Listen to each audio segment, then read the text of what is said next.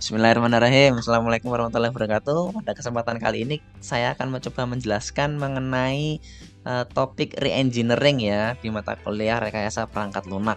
Nah, capaian pembelajaran pada kesempatan kali ini itu adalah mahasiswa mampu menjelaskan re-engineering perangkat lunak. Oke, saya pakai pointer dulu ya.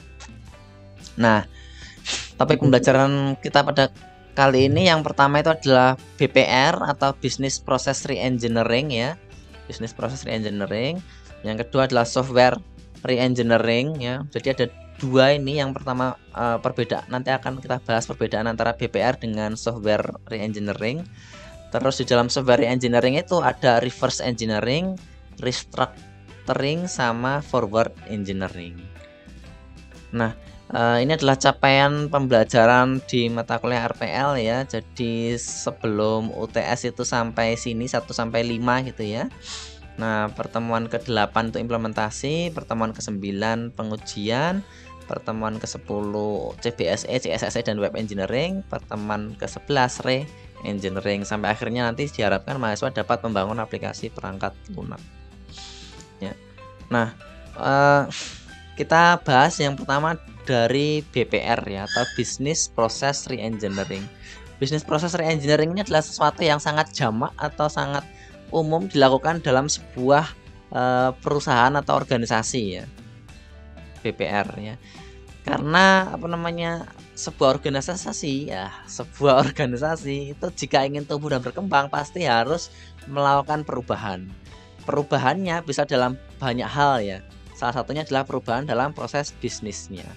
Ya, terutama dengan perubahan proses bisnis yang lebih baik ya tentunya ya. Jadi baik sedikit maupun menyeluruh. Jadi BPR itu adalah perubahan proses bisnis pada sebuah organisasi baik sedikit maupun menyeluruh. Biasanya penggunaan perangkat lunak ya, terutama yang baru gitu ya, pada sebuah organisasi umumnya itu akan menyebabkan perubahan proses bisnis sehingga akan menyebabkan BPR. Sebagai contoh, yang awalnya manual, jika menggunakan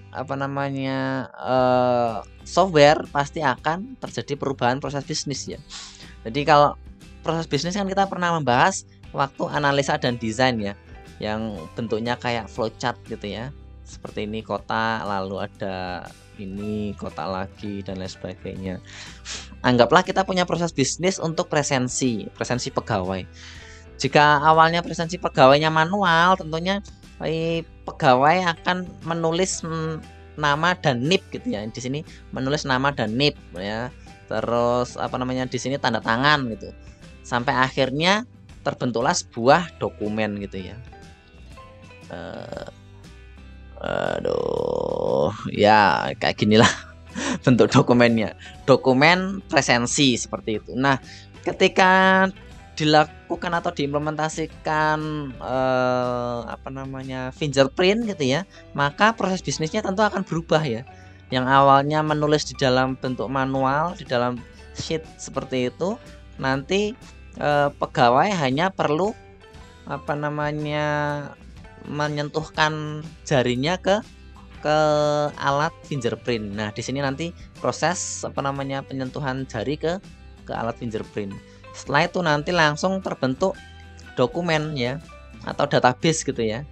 Bentuknya database seperti ini. Nah, database-nya nanti dalam bentuk database presensi pegawai. Dari database presensi pegawai nanti bisa diolah menjadi laporan pegawai, terus bisa diolah lagi menjadi penggajian dan lain sebagainya gitu. Jadi yang awalnya proses manual diubah menjadi proses proses sistem informasi seperti itu ya.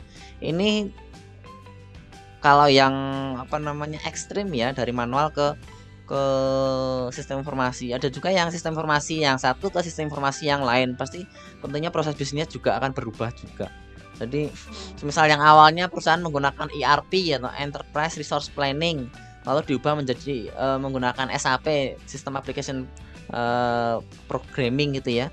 Dari ERP ke SAP pun proses bisnisnya tentu akan berbeda juga ya. Yang awalnya beberapa step nanti akan berubah menjadi step yang lebih sedikit seperti itu. ya. Proses bisnis itu adalah serangkaian tugas berurutan ya, dari tahap satu ke tahap berikutnya ya, yang dihubungkan secara logik ya, yang dilakukan untuk mencapai hasil akhir bisnis yang telah ditentukan. Contohnya perancangan produk baru, pembelian jasa dan supply, merekrut tenaga kerja baru gitu, atau apa namanya, proses bisnis registrasi mahasiswa gitu. Nah, itu kan ada proses bisnisnya ya. Jadi mahasiswa itu baru bisa registrasi setelah melakukan pembayaran. Berarti kan mahasiswa harus melakukan pembayaran terlebih dahulu ya. Di sini ada proses pembayaran. Setelah proses pembayaran nanti proses input mata kuliah ya. Setelah proses input mata kuliah nanti ada proses apa namanya, approval dari dosen wali. Dari approval dosen wali nanti sampai akhirnya cetak KSM atau KSM ya, cetak KSM lalu ditandatangani secara manual oleh dosen wali dan lain sebagainya. Itu adalah proses bisnisnya itu ya. Ya. Jadi urut-urutan langkah itu yang disebut dengan proses bisnis ya. Proses bisnis di sini itu tidak harus menggunakan sistem informasi ya. Jadi proses bisnis itu ada proses bisnis manual, ada proses bisnis berbasis sistem komputer ya. Jadi tidak harus menggunakan sistem informasi. Nah, kalau dilihat dari apa namanya, ini apa ya, pembagiannya ya, atau divide-nya ya. Jadi kita punya sebuah bisnis gitu ya. Contoh kita punya bisnis apa ya, perbankan gitu. Nah, perbankan ini kita punya sistem bisnis yang pertama, sistem bisnis yang kedua, sistem bisnis yang ketiga dan sebagainya ya. Sebagai contoh sistem bisnis tabungan gitu ya. Terus yang di sini sistem bisnis untuk KPR, yang di sini sistem bisnis untuk apa namanya, peminjaman atau kredit dan lain sebagainya itu. Nah, itu setiap sistem bisnis nanti akan punya proses bisnisnya masing-masing ya. Untuk tabungan berarti ini ada proses bisnis untuk pembuatan rekening baru ya. Di sini ada proses bisnis untuk apa namanya, kalau tabungan apa ya, pengambilan uang gitu ya. Proses bisnis untuk transfer ya. Ini ada proses bisnis untuk transfer menggunakan ATM. Proses bisnis pengambilan uang menggunakan ATM. Nah, di sini nanti ada lagi. Setiap proses bisnis itu punya sub proses bisnis masing-masing ya. Jadi untuk menabung gitu ya, atau pembuatan rekening baru nanti ada sub proses bisnisnya. Seperti ya, kayak anggaplah kayak langkah-langkahnya ini. Ini langkah pertama, langkah kedua, langkah ketiga, langkah keempat dan seterusnya gitu. Seperti itu. Nah, ini sudah pernah kita bahas waktu membuat flowchart ya. Jadi ada beberapa macam simbol ketika membuat flowchart. Flowchart itu bisa juga disebut dengan bisa juga untuk membuat proses bisnis ya. Yang umum biasanya ini ya, yang dalam bentuk proses gitu ya. Ini input atau outputnya. Terus yang umum lagi ini yang penghubung ya. Penghubung ini biasanya kalau misal proses bisnisnya panjang, ada beberapa halaman begitu. Nah, itu nanti akan ada penghubung. Jadi di sini proses bisnis di halaman pertama gitu ya. Kalau ini di halaman akhirnya di sini nih ya, batas bawahnya. Jadi jika tidak selesai maka dikasih penghubung seperti ini. Ini dikasih angka 3 gitu ya. Nah, nanti di halaman berikutnya ini dikasih ada angka 3 gitu ya. Dari angka 3 nanti dilanjutkan ke proses apa gitu. Di halaman berikutnya seperti itu. Anak panah itu menunjukkan urutan ya. Urutan ini juga apa namanya, umum digunakan. Penjelasan ini jarang sepertinya ya. Lalu ada lagi decision, ini juga sering digunakan ya. Decision ini untuk menentukan apakah dia menuju ke A gitu ya, menuju ke A atau menuju ke B gitu ya. Atau menuju ke C, D dan E dan seterusnya gitu. Redefine proses sepertinya tidak terlalu sering dipakai gitu ya. Lalu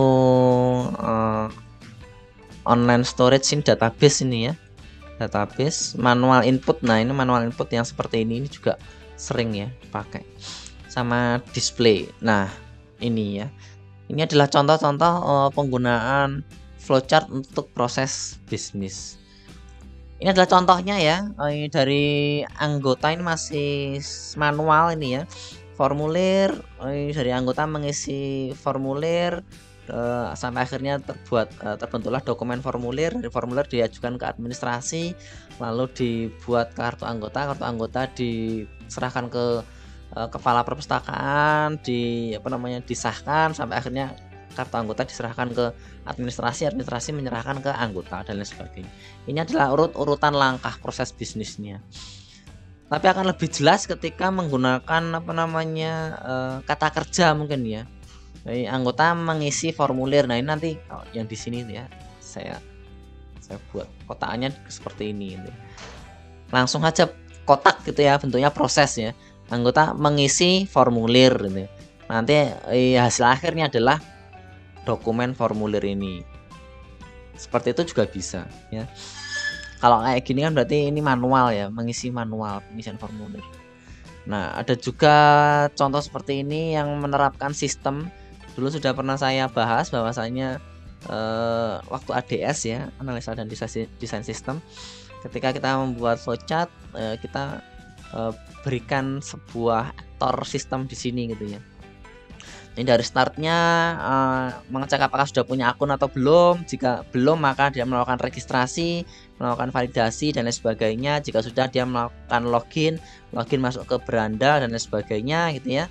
Nah, ini adalah prosesnya nanti. Tinggal ngikutin alur dari apa yang dilakukan di sini. Tidak harus secara sistem ya, bisa juga menggunakan proses manual ya. Ini adalah contoh proses bisnis. Nah, kita masuk ke re-engineering ya, re-engineering atau rekayasa ulang. Jadi re-engineering ini adalah suatu proses yang kerap disamakan dengan maintenance system. Kenapa? Karena ketika kita melakukan maintenance system, biasanya nanti akan ada bug, ada perubahan requirement, ada permintaan fitur yang baru dan lain sebagainya. Nah, ketika kita memperbaiki sistem yang lama menjadi sebuah sistem yang lebih bagus atau lebih baik, itu kita sedang melakukan re-engineering. Re-engineering itu adalah proses membangun kembali sebuah sistem di mana produk yang dihasilkan itu dapat bertambah fungsionalitasnya ya, semakin baik performanya, semakin baik kehandalannya, meningkatkan kemampuan maintainability-nya dan lain sebagainya. Yang jelas adalah semakin baik ya. Tidak hanya tidak hanya mungkin bertambah fungsionalitasnya ya, tapi bisa juga berubah environment-nya itu ya. Yang awalnya dari web base berubah jadi Android base gitu. Yang awalnya fingerprint berubah menjadi face print dan lain sebagainya. Itu termasuk juga menggunakan konsep re-engineering. Kenapa sebuah sistem itu harus di re-engineering ya? Yang pertama itu karena adanya requirement baru. Jadi kalau kita membuat sebuah sistem e-commerce gitu ya. Nah, di dalam sistem e-commerce sudah bisa melakukan pembelian, masuk ke dalam cart atau keranjang belanja, terus pesan belanja dan lain sebagainya gitu. Nah, setelah selesai sistemnya dibuat, ternyata kita memikirkan bahwasanya ini kayaknya perlu ada sebuah middleware untuk menyambungkan ke sistem ATM, atau ketika melakukan pembayaran secara online nanti akan langsung terverifikasi secara otomatis. Nah, sistem atau requirement baru itu yang ketika muncul itu kita memerlukan re-engineering ke dalam sistemnya karena adanya requirement baru ini ya, requirement yang baru ini. Terus yang kedua adalah lingkungan yang berubah ya. Kayak contohnya tadi yang awalnya web base kita ubah menjadi Android base. Web base-nya benar-benar web gitu ya, berbasis semisal PHP, HTML, CSS gitu ya. Terus kita ubah dalam bentuk file dalam bentuk APK gitu ya. Itu kan sudah berbeda ya, yang awalnya HTML, PHP, CSS terus berubah menjadi semisal Java, Android dibuat menggunakan Android Studio gitu ya. Hingga akhirnya berubah jadi APK, sudah berubah. Atau semisal yang awalnya fingerprint terus jadi face print ya. Sistem pengolahan presensinya masih sama gitu ya, tapi sistem untuk mengambil presensinya itu yang berbeda. Yang awalnya kita ambil dari hardware fingerprint ya, terus kita ubah jadi hardware Faceprint. Dari hardware-nya aja sudah berbeda ya. Tentunya ngambilnya itu juga berbeda karena middleware-nya juga berbeda. Seperti itu. Jadi karena adanya lingkungan atau environment yang berubah, maka sistemnya pun harus menyesuaikan. Sistem yang menyesuaikan harus di re-engineering.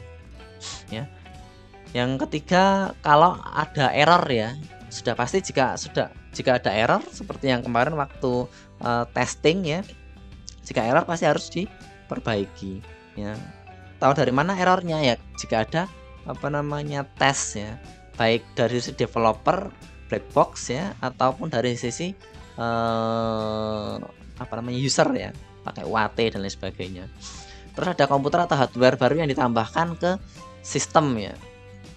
Tadi sudah ada contohnya tadi yang fingerprint jadi faceprint gitu ya. Performa dan keandalan sistem yang harus segera ditingkatkan. Contohnya saya awalnya pakai server di cloud A ya, di server pribadi gitu ya. Di server pribadi atau kita punya server sendiri gitu ya. Ternyata availability-nya dalam 1 tahun itu tidak sampai 90% gitu ya. Jadi sering down servernya. Karena sering down akhirnya saya menggunakan sistem cloud gitu. Pindah sistemnya ke cloud gitu. Tentunya kan harus ada yang perlu diubah gitu kan. Walaupun hanya sekedar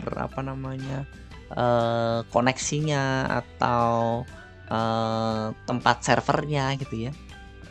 Untuk meningkatkan performa atau meningkatkan kehandalan gitu ya. Sehingga ketika kita menggunakan cloud sudah ada di term of service-nya availability-nya 99% gitu ya.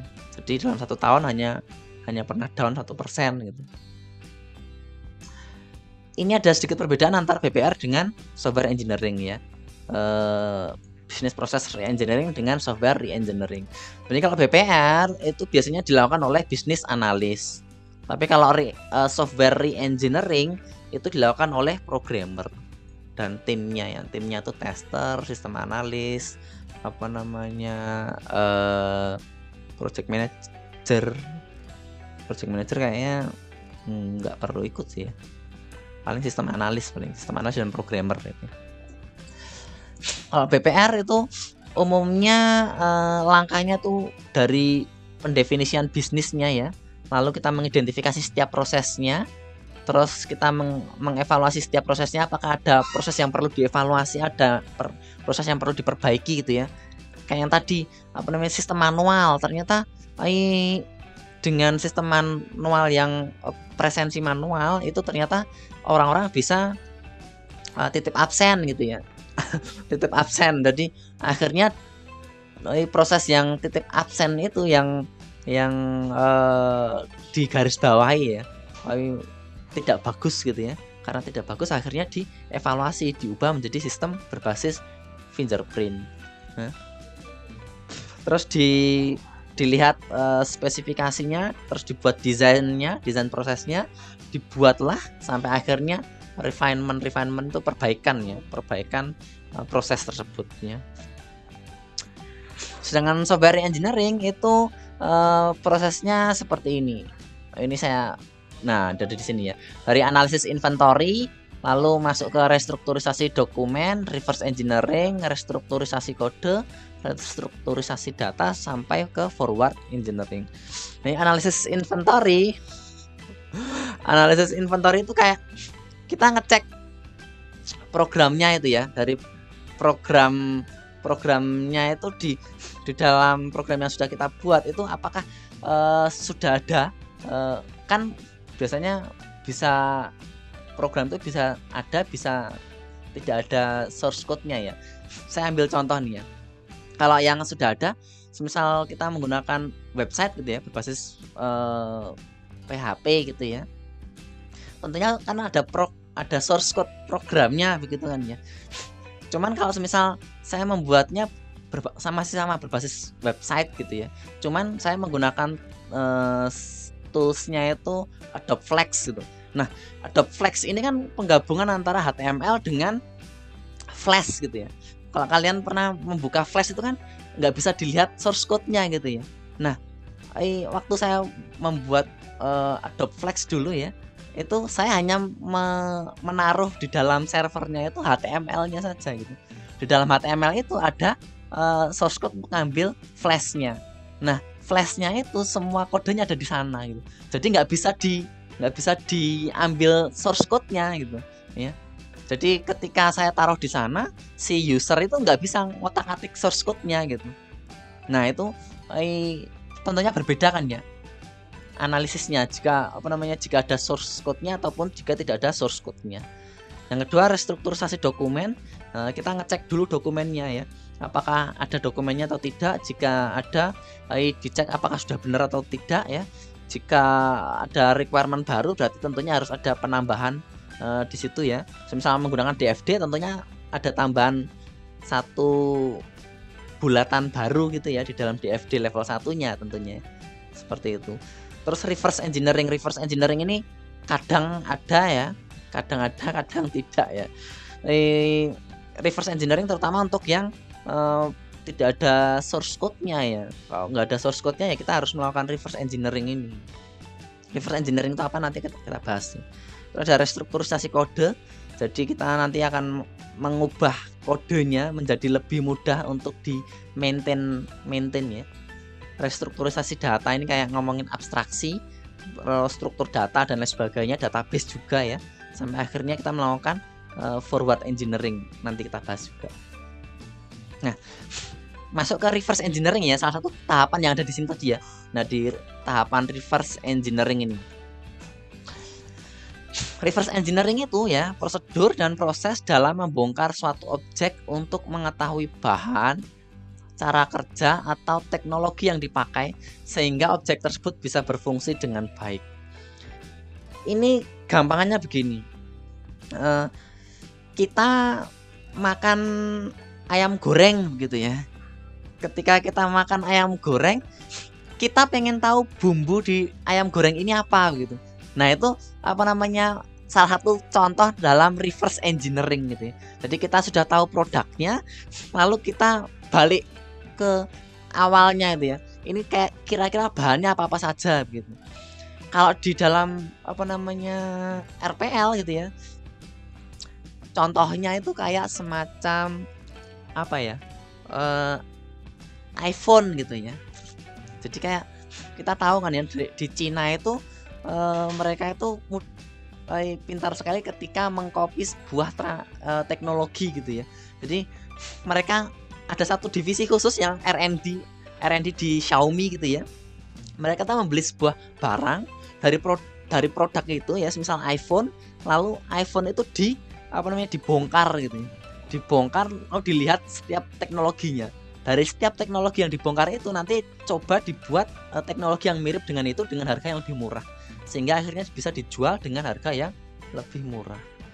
Seperti itu, termasuk reverse engineering ya. Jadi proses bagaimana kita bisa mengetahui algoritma, program atau source code jika memungkinkan. Rekayasa balik perangkat lunak atau reverse software engineering ya, itu melibatkan kode mesin atau bilangan biner pada suatu program untuk dikembalikan ke sumber kode aslinya. Walaupun tidak harus selalu kode mesin ya. Nah, sedangkan untuk rekayasa balik pada perangkat keras biasanya melibatkan pembongkaran tadi ya, harus dibongkar. Saya ambil contoh ini ya, ketika kita menggunakan website gitu ya, saya ambil contoh semisal ini aja. Nah, contoh nih saya punya website ini BPS, Badan Pusat Statistik ini ya. Kalau kita mau mencoba reverse, itu yang ya paling mudahnya semisal klik kanan view page source gitu ya. Itu kan kita bisa ngelihat tapi hanya dalam bentuk HTML-nya saja ya. Kan kayak semisal kalau data pasti pakai TR gitu kan ya. Kita coba lihat mana ya TR. Nah, ini kan kalau di di PHP-nya gitu ya. Di PHP-nya tentunya kita bisa menganalisis bahwasannya bentuk seperti ini tidak mungkin dibuat dalam bentuk HTML kan ya. Pasti kita buat dalam bentuk while loop ya biasanya ya.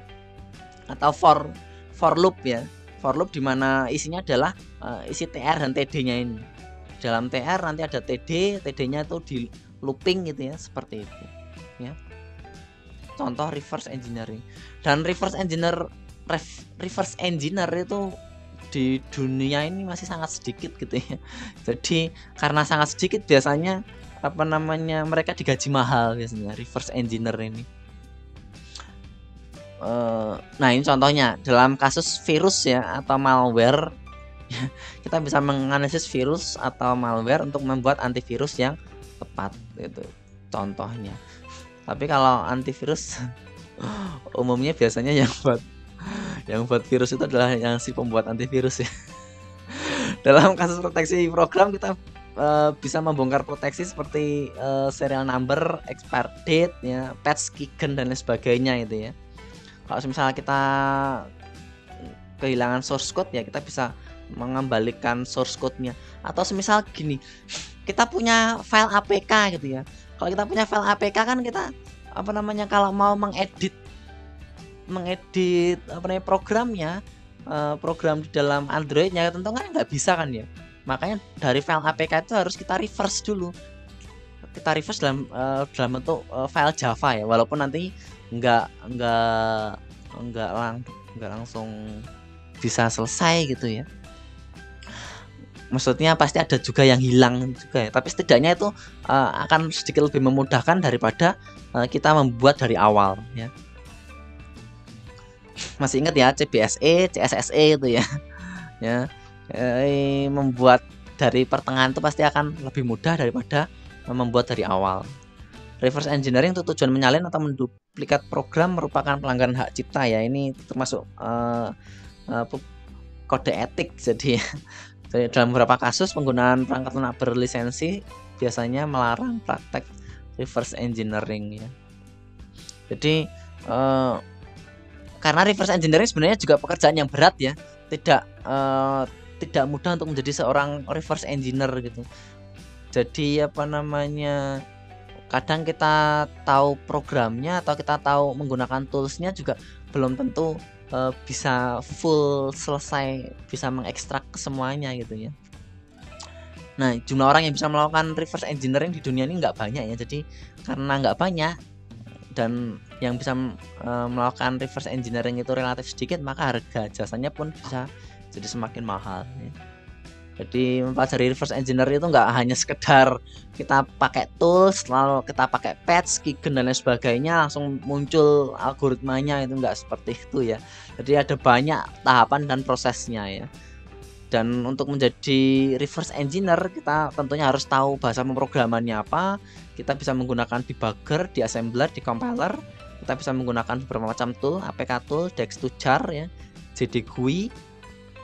Jadi GUI ini untuk ngubah APK ke versi Java ya, tapi ya nggak full complete sih, nggak salah ya. Ini adalah contoh-contoh pekerjaan untuk reverse engineer ya. Reversing virus atau malware ya, itu untuk menemukan antivirusnya ya, mencari bug di sebuah software lalu membuat exploitnya, mencari bug di hardware lalu membuat exploitnya, memberikan training untuk untuk orang-orang yang bekerja di sebuah perusahaan gitu ya. Kita bisa menjadi tester aplikasi juga dan rekonstruksi program atau benar-benar melakukan re-engineering dari sebuah program ya. Nah ini contohnya ya dari dirty source code. Dirty source code itu kayak semacam gini. Kita coba bikin. Ini contoh yang paling mudah saja ya. Misal kita punya HTML gitu. HTML/HTML gitu ya. Di dalam HTML ada head gitu ya. /head, di dalam head ada title gitu ya. Title. /title. Ini judulnya. Lalu di dalam head ada body, kita tutup dengan /body. Di dalam body ada H1 gitu ya, misal tutup dengan /H1. Ini tulisan besar gitu ya. Nah ini contoh dirty source code yang paling sederhana gitu ya. Membacanya tentu akan lebih sulit ya dibandingkan dengan membuat seperti ini gitu ya. Nah, head lalu di dalamnya ada title gitu ya. Di sini ada apa? Enggak. Ya, seperti ini. Ini contohnya. Nah, ini akan menjadi lebih mudah untuk dibaca ya. Lebih mudah dibaca. Ya.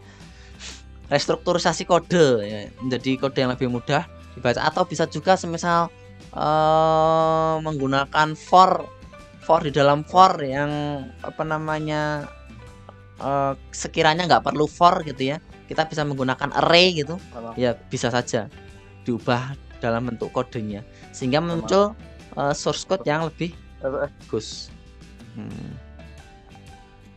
Setelah itu kita bisa juga mengubah abstraksinya ya. Abstraksi itu bisa dalam bentuk prosesnya, interface atau GUI-nya, atau database-nya, struktur datanya. Seperti itu. Lalu kita bisa mengecek spesifikasi awalnya bagaimana sampai akhirnya menjadi spesifikasi akhir ya. Ya, dibuat dalam bentuk source code akhirnya. Nah, reverse engineering itu untuk memahami sebuah proses ya. Jadi aktivitas reverse engineering pertama-tama dimulai dengan usaha memahami, kemudian mengekstrak abstraksi dari prosedur yang dipresentasikan oleh kode sumbernya. Jadi ketika kalian ngambil sebuah program, kalian analisis dulu ini programnya, proses bisnisnya seperti apa gitu ya. Jadi kan setiap aplikasi atau program itu pasti punya proses bisnis dalam bentuk flowchart gitu ya. Dipahami dulu alur programnya. Setelah itu dicek abstraksinya seperti apa ya, proseduralnya seperti apa, struktur datanya seperti apa, sampai akhirnya nanti balik ke source code-nya ya. Reverse engineering untuk memahami data ya tinggal dilihat dari struktur datanya saja ya. Misal database-nya gitu ya. Dari database yang ada, kita kalau mau ubah ke object oriented database gitu ya. Kalau yang kita kenal sekarang kan biasanya relational database gitu ya. Mau kita ubah dalam bentuk object oriented database ya bisa saja ya. Nah, setelah selesai reverse di